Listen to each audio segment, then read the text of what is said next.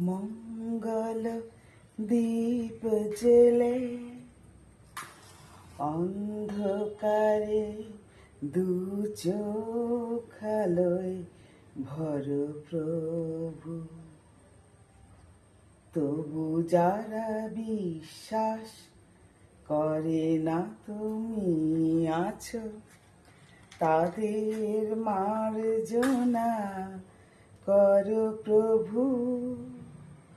আ আ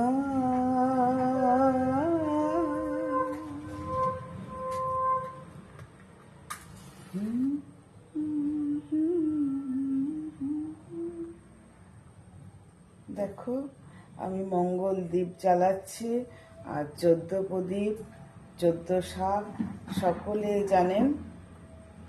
সকলের শুভ কামনা করে এবং যমদেবের কে শান্ত করতে আমরা এই প্রদীপ প্রজ্বলন করি।